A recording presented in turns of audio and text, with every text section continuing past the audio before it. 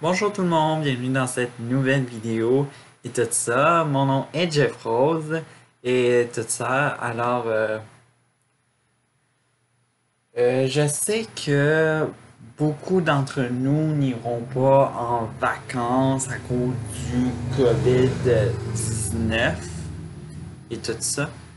Je me suis dit, vu que j'habitais dans une métropole, Avia tout ça, qui habite dans une métropole et tout ça, vous pouvez voyager à travers le monde sans prendre l'avion ou que ce soit par d'autres moyens de transport et tout ça parce que avec les vagues d'immigration qui sont venues au fil des années à Montréal, que ce soit à Toronto ou aussi à Vancouver et tout ça dans les trois grandes villes du Canada, mais aussi dans les autres villes, pas totalement juste dans les trois grandes villes du Canada et tout ça. Ben, il y a des quartiers qui se sont formés et tout ça. Et puis, j'avais envie de vous présenter aussi mon petit carnet de vacances et tout ça. Puis en plus, je me suis fait tout un beau programme pour que ça s'arrange et tout ça. Alors, je vais commencer de celui le plus à l'est à celui le plus à l'ouest et tout ça. Alors, bon visionnement et tout ça, et j'espère que ça va aussi vous donner des idées aussi de des quartiers ethniques à visiter et tout ça. Alors, on va commencer par le petit Maghreb et tout ça. Alors donc, pour tous ceux qui ne savent pas ce que ça veut dire, le mot Maghreb, ça veut dire simplement une région dans l'Afrique du Nord qui regroupe le Maroc, l'Algérie et la Tunisie. Alors donc, tout simplement aussi ce qu'on appelle aussi des Arabes francophones et tout ça. Alors, il y a beaucoup de commerces à saveur maghrébine et tout ça. Alors, des pâtisseries, des boutiques de vêtements, surtout de chandails de soccer. Ça, il faut pas l'oublier. Ça, à la dernière Coupe du Monde, je pense que je me rappelle plus quelle équipe qui avait gagné tout ça, mais dans le petit Maghreb, ça fêtait et tout ça. Euh, et bien aussi, ce que je vais faire aussi, ben, ça serait aussi d'aller manger dans un restaurant du coin, manger de la bonne bouffe maghrébine, tout ça. Prochain quartier, le Petit Italie. Alors donc, c'est sans doute l'un des plus connus de Montréal, je le sais très bien, tout ça. Ce qui est vraiment comme attraction, c'est l'église Notre-Dame de la Défense et tout ça. Cette église-là, elle a été construite par les immigrants qui sont arrivés. Alors donc, leur propre église, alors donc, ils donnaient des messes sûrement en italien. Puis peut-être que ça l'a arrêté. Vu qu'on n'a pas le droit d'aller dans les églises, je vais juste passer devant et tout ça pour admirer l'architecture. C'est ça, c'est très dommage parce qu'on ne peut pas admirer entièrement l'architecture, aussi la décoration du lieu et tout ça. Euh, Autre attraction à visiter, l'épicerie Milano. Je sais que c'est un peu bizarre comme attraction, mais si on vous dit que c'est l'un des commerces les plus connus de ce quartier-là, il faut aller visiter, c'est sûr. Alors donc, oui, ce serait l'attraction la plus bizarre que j'aurais visité de tous les quartiers ethniques de Montréal et tout ça. Et étant donné que il y a le marché Jean Talon dans le coin et tout ça, puis en plus qui est dans le quartier de la Petite Italie, tout ça, on va aller manger, pourquoi pas, qu'est-ce qu'il y a de plus italien, de la pizza, et faire un petit peu une visite du marché. Alors donc, c'est un peu ce programme-là.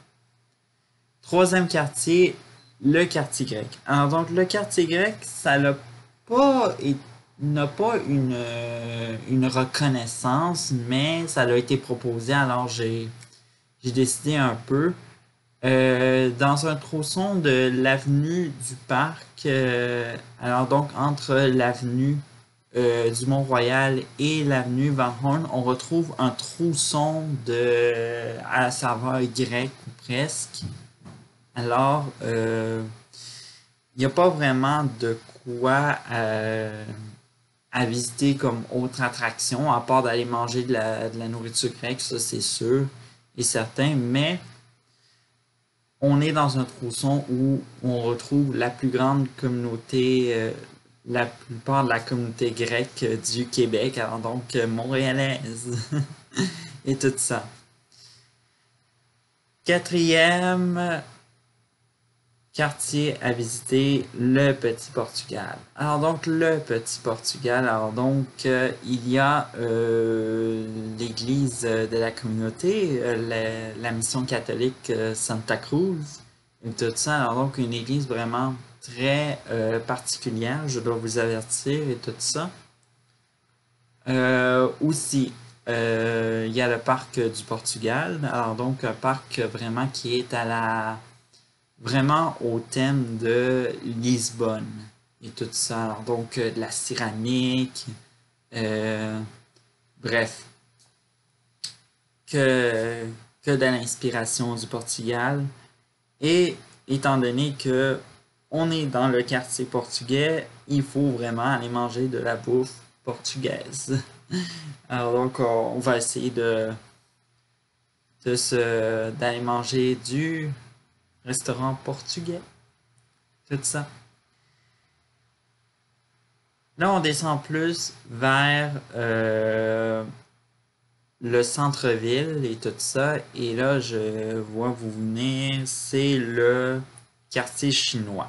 Et effectivement, ce que je dois dire, c'est que le quartier chinois, c'est comme l'un des quartiers les plus, disons, les plus réservés, les plus discrets qui soient. Alors, il y a bien sûr, il y a la place San Yan-zen et tout ça, ce que j'ai pu trouver comme attraction à visiter. Ou sinon, il y a les nombreuses boutiques qui longent la rue étroite de la rue de la Gauchetière, tout ça. Et bien sûr, je vais aller manger de la bouffe chinoise. Donc, à y être un quartier, la bouffe, d'origine et tout ça. Alors, je me suis dit ça. Et aussi, il y a bien sûr l'église de la communauté. Alors, donc, c'est la mission catholique du Saint-Esprit. Je vais aller visiter ça. Juste l'extérieur, pas l'intérieur, parce que actuellement, je ne sais pas si c'est autorisé ou pas. Mais bref, j'aurais aimé ça. Si on s'en va plus à l'ouest, on s'en va dans des quartiers plus historiques. Alors donc, la communauté n'y habite plus, mais ça reste ancré dans l'histoire de Montréal. Comme par exemple le 1000 carrés doré et tout ça. Alors donc ça, c'était un quartier où se retrouvaient majoritairement des riches et majoritairement des Écossais. Puis on l'identifie un peu comme le quartier écossais, bon, de la ville et tout ça. Alors donc c'est centré un peu, ça tourne autour presque de l'université McGill, alors donc qui a été fondée par un Écossais, bien sûr James McGill. Qu'il faut dire qui a été très controversé ces temps-ci, tout ça. Mais rien n'empêche que les maisons qui restent debout, les maisons bourgeoises et tout ça, ce sont des maisons qui ont appartenu à des personnes qui ont marqué, qui ont joué un grand rôle au niveau des affaires, au niveau de la vie sociale, de l'économie et aussi de toute l'histoire de Montréal et tout ça. Alors, j'ai très hâte de visiter ces maisons-là, de visiter ces maisons devant, parce qu'il faut savoir que maintenant, c'est des propriétés privées et tout ça, qui appartiennent presque à l'université McGill. Puis c'est une belle, je pense, un bel effort de préservation, de comme, ouais. Dernier quartier, ethnique, puis aussi historique, Griffintown. Alors donc, c'est le quartier irlandais. C'est ça. Alors donc, ce qu'il y a d'intéressant, c'est le parc du Faubourg Sainte-Anne. Alors donc, ce parc du Faubourg Sainte-Anne, il y a une sorte de ruine en forme qui était une église auparavant. Et c'était l'église de la communauté irlandaise et tout ça.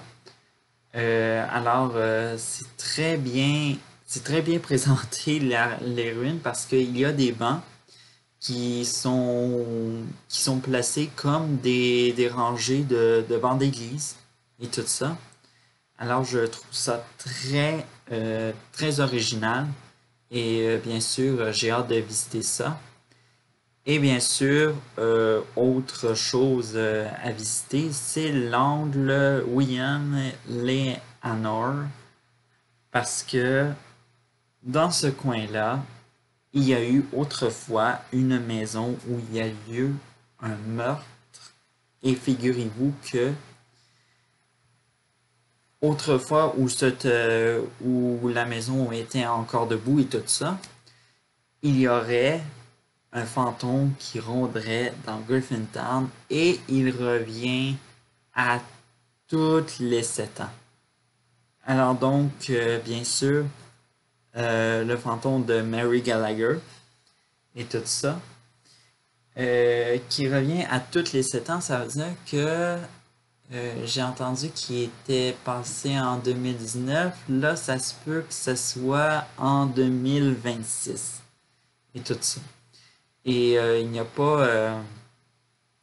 je sais pas s'il y a une date précise où ce qui apparaît, ce fantôme-là et tout ça, mais je crois que ce coin de rue va me donner un peu de la chair de poule et tout ça.